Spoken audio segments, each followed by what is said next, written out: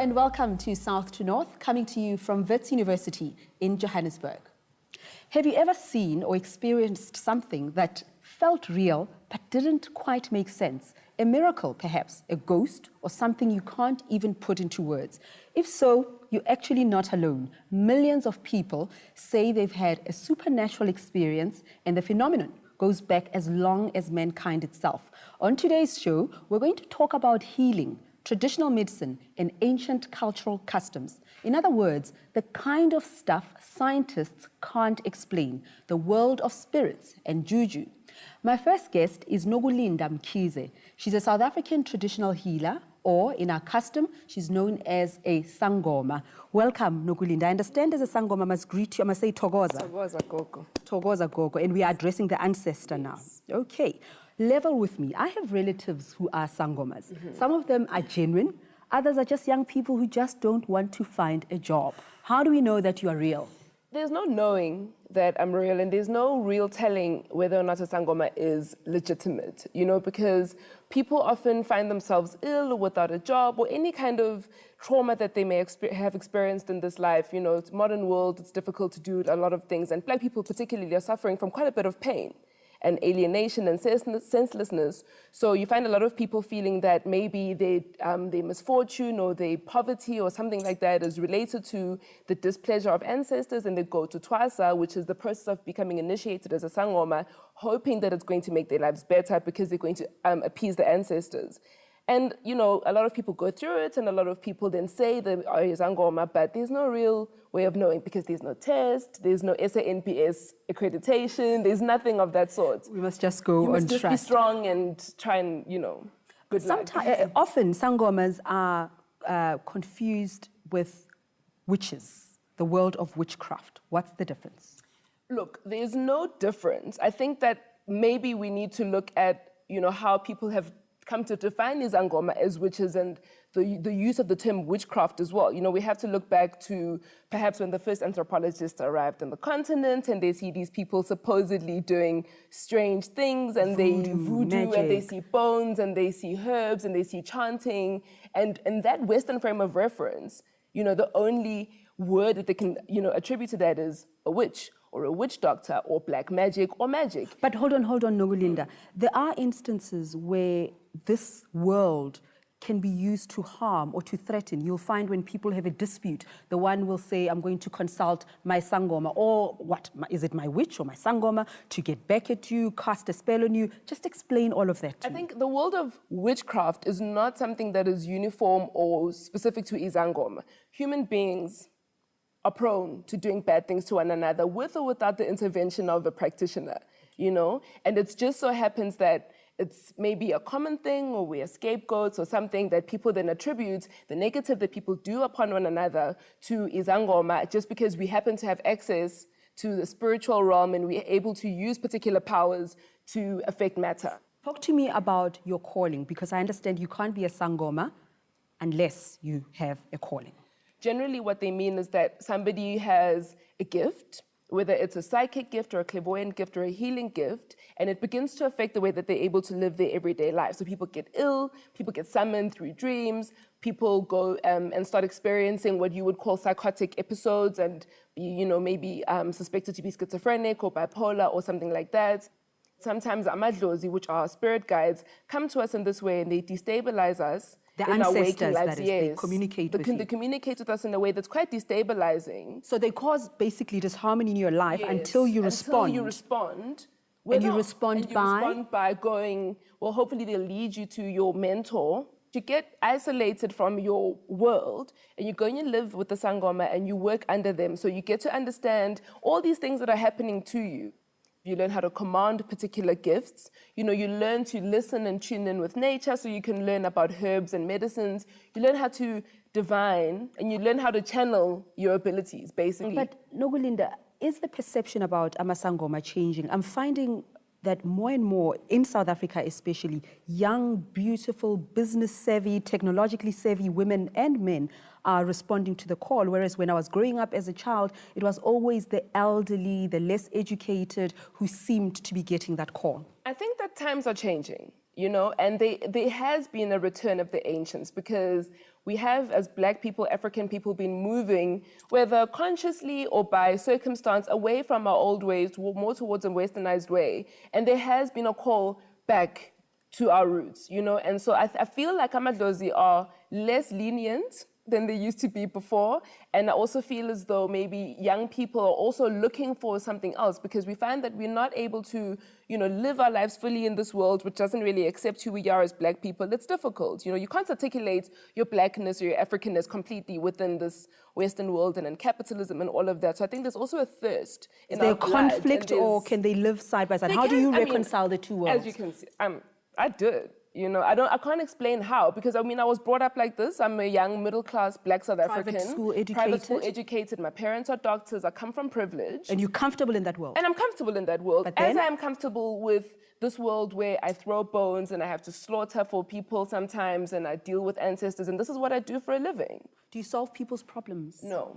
What do you do? You must solve your own problems. I just give guidance. People may consult you because they want answers to life's vexing questions. But those who are ill, who need to see a doctor, do they also come to you? I don't attribute all physiological illnesses with spiritual symptoms. I believe that our bodies are weak, and sometimes you just need your body to be taken care of. So there's no conflict. The two worlds are living side by side. No. But we have a particular problem in South Africa. My husband is also a doctor, and one of his biggest concerns is that when someone comes and has an illness, whether they're testing positive for HIV, they put on ARVs, at some point they abandon the treatment because someone has advised them that this is a spiritual or ancestral calling, and then there's that conflict. People lose their lives because they're not taking their medication properly. I'm sure you've heard of that. Some people don't have a good context of their material reality, so they attribute structural and physical realities to the supernatural because they have no other way of expressing it. You are sick, your body is ill, maybe you need to go see a doctor. The person's worldview will then channel them in a way that says, this looks suspicious. Maybe your neighbor doesn't like you because this is the world that they've come from. And it's important to not to condone it, but to understand that people are coming from a place of ignorance in the sense that they haven't had access to understanding the world the way that it is, and they can only see things from their own perspective, and this is what the danger is, you know? And what about the bogus traditional leaders? Isn't the best way to deal with them to regulate this sector?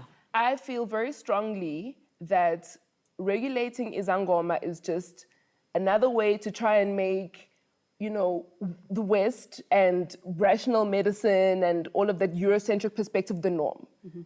There's no real way of, how do you prove that I'm a SANGOMA? But hold on, Yeah. NOKULINDA. The medicine that we get at hospitals and doctors, the efficacy has been tested. Yes. So all I'm saying is, why is your world not subjected to the same efficacy because test?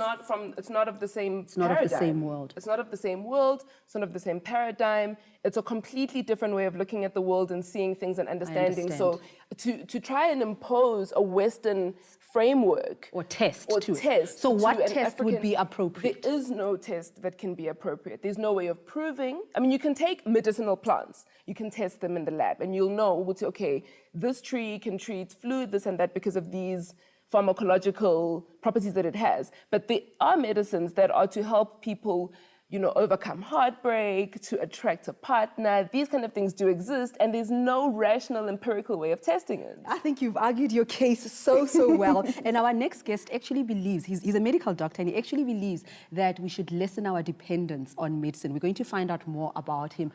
Dr. VIJAY MITTAL is a well-known Ayurvedic healer from the Himalayas, North India. In 2003, he was invited to South Africa to share his knowledge on meditation and natural healing. He's also involved in a research project on medicinal plants and has his own practice in South Africa. Welcome, Dr. VIJAY. Welcome. Thank you for joining us on South to North. Thank you. Have a seat. So, Doc. Thanks for having me. Dr. VIJAY, let's start here. You're saying that we should reduce our dependence on medicine. What do you mean? See, as far as alternative system of medicine is concerned, especially Ayurveda, we are more on preventive side. It is always wise not to get sick instead of getting sick and then being treated. Once a person got cancer, yes, he can go to a medical doctor for all the tests and can treat accordingly. But the question is why these days these things are happening so fast? Because problem is, if you see, recently people are using the word free radicals a lot because we say it AMA, the toxins in the blood. The kind of diet people taking, the way people are leading their life, the level of toxins keep increasing in their body. The food stuff and all that. So if the body is not that clean, that free from toxins, if their digestion, their excretion, their sleep and breathing is not in tune, that is where disorder starts. If you go 100 years back, 150 years back, because I've been from villages, I saw people 100 years old, over 100 years, they have never seen the face of a doctor. So what is missing? I'm very much for modern medicines. It's very important as far as infections are concerned or certain accidental injuries are concerned. But these days people are getting sick because they're not sleeping well. They are all the time they are stressed. So unless we address that particular thing, we cannot reduce the dependency on the medicines. But by medicine, you're only talking about Western medicine or even the plants and the herbs that natural medicine uses? See, yeah, when I talk about medicine, it's not only the English medicines I'm talking about. Sure. It is natural medicines. Apart from natural medicine, it's very important to know about our diet, our lifestyle, how we sleep, and to know about our biological clock. Okay, talk to me about how Ayurvedic works. Ayurveda, it's a medical science from India. It means science of life. It means science of longevity. So when we talk about health, we don't mean that just the absence of disease is health. For us, health is much more than that. If a person is feeling low, stressed all the time, even if medically he is fit, for us he is not fit because there is no quality in life. And these days, the thing that is missing most is the quality of life. People might go to gym and they can be like a strong, but they are stressed most of the time. So you are a big proponent of meditation. How does meditation fit into Ayurveda? Older days, most of the disorders, they were of physiological nature. These days, most of the disorder starts from their sleep because people got so much in their head, they got so much of conflict, so much of things to deal with, that's what they call stress. That is where they are not having quality sleep. Quality of sleep has reduced tremendously in recent years. So that's why people, when they wake up in the morning, they feel tired, they feel exhausted. So ideally in the morning, we should feel rejuvenated and fresh. That thing is missing.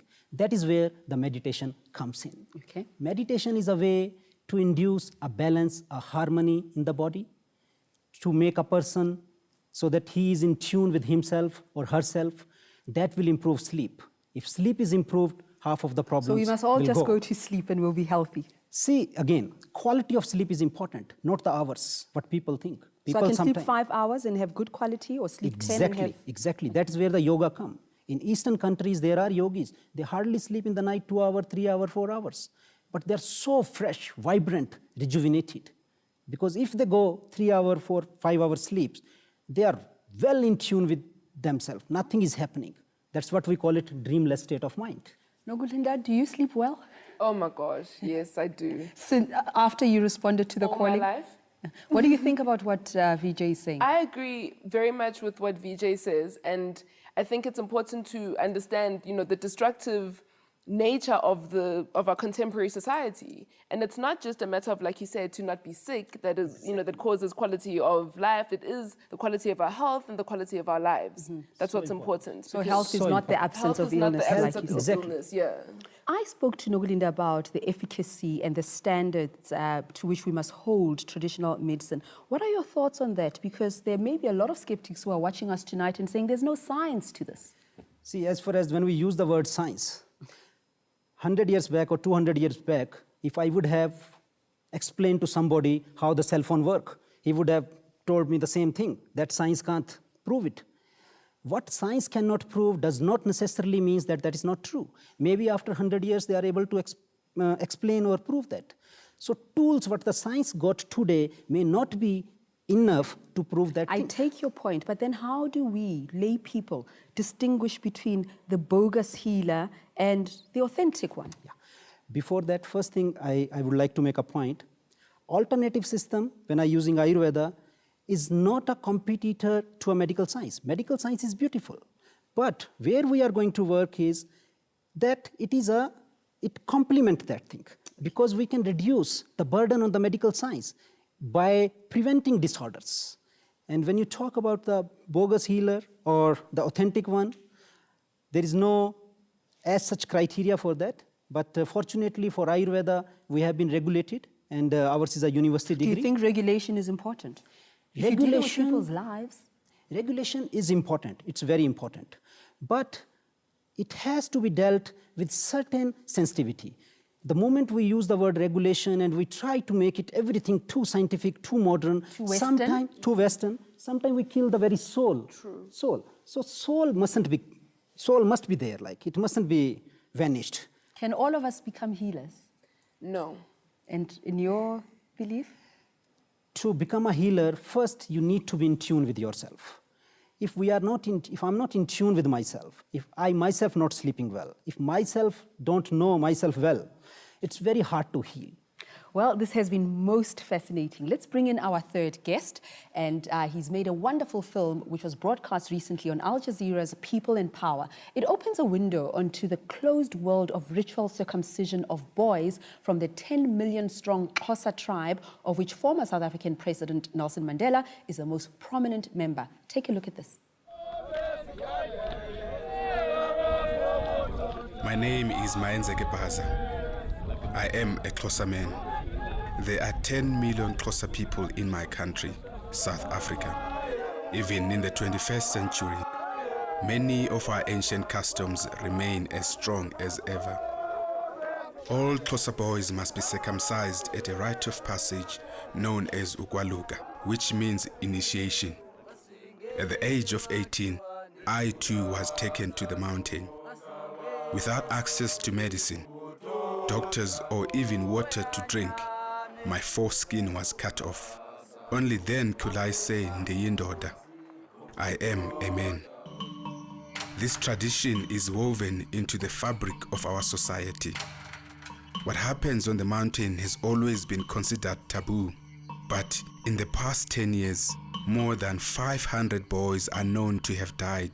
Hundreds more have lost their penises. Our proud history is casting a shadow of shame across our future. MAYENZEKE, welcome to South2North. Why did you produce this film? I think my little brother almost had a terrible experience. And then I felt as a filmmaker, I needed to do something. But also, I mean, what we taught when we go to the bush is to become a man. Then I felt as a man, I needed to stand up and really do something. You know, because the tradition is supposed to help us to become men, but now we're actually losing our manhood.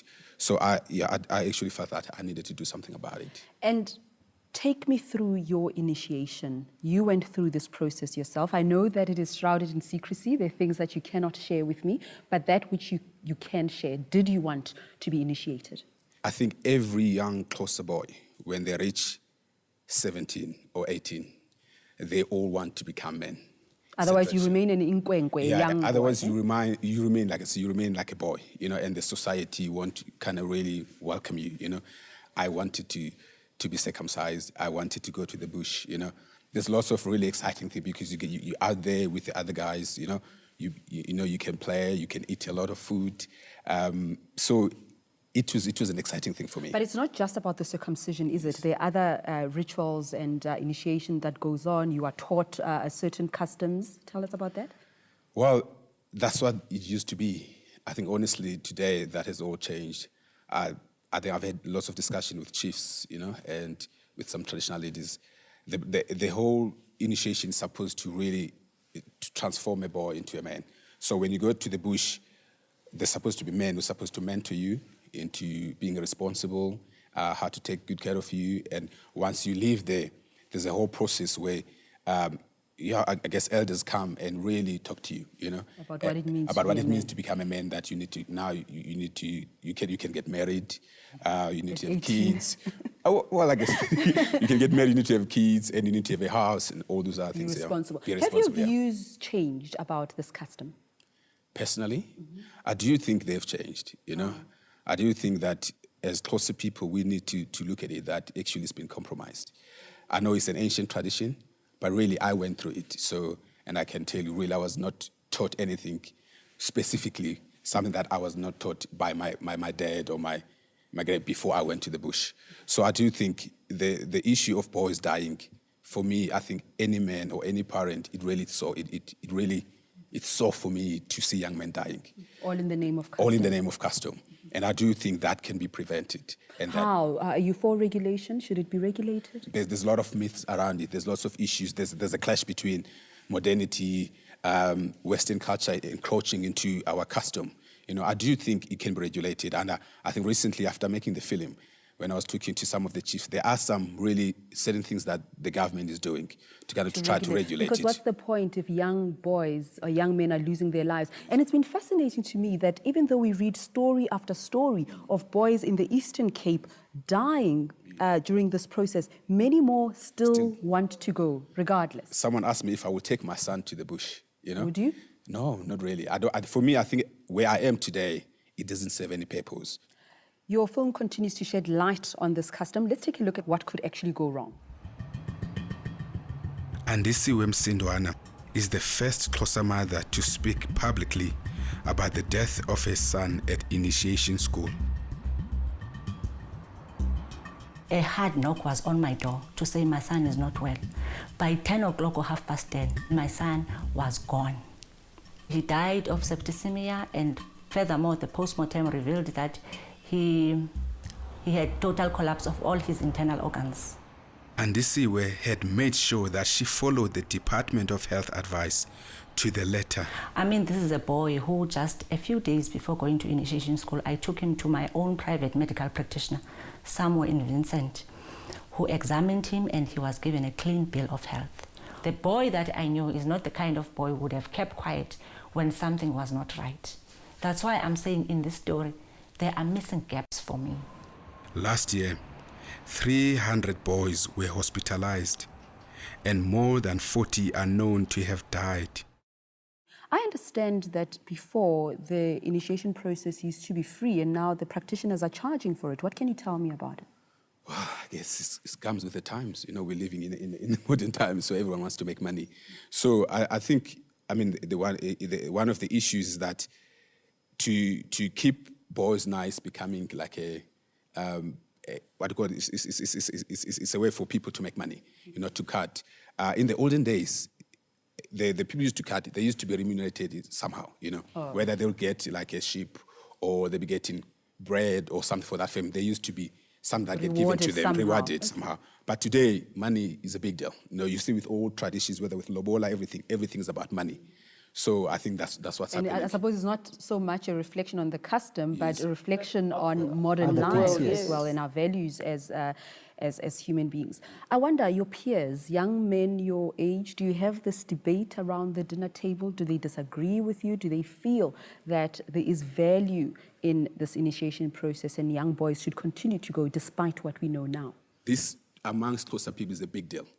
They feel they are only men once they go through this process. Yeah. So, I mean, when I made the film and when I was doing it, my peers would be like, why are you exposing our culture, you know? You know, this... But now I think people are starting to realize, because you know what, boys are dying. There's a lot at stake. And also the boys are losing their penises, which is, I think everyone wants to keep their penises. So, but that's what it is. So people are starting to see that it is an issue. So, NOKULINDA, you are a modern woman, you are an educated woman. What do your friends think about what you do? My friends love it because they come to me for help, you know, and they refer their friends and their family. But do they take it seriously? Of course they take it seriously. I've got this friend of mine who's a SANGOMA. Let's just go. Is there meaning to it? People take what I do very seriously. I take what I do very seriously. My family takes what I do very seriously, because I think that despite appearances, you know, it's very important to acknowledge and recognize the role of spiritual, because I'm a spiritual healer, not so much a medicinal or herbal healer.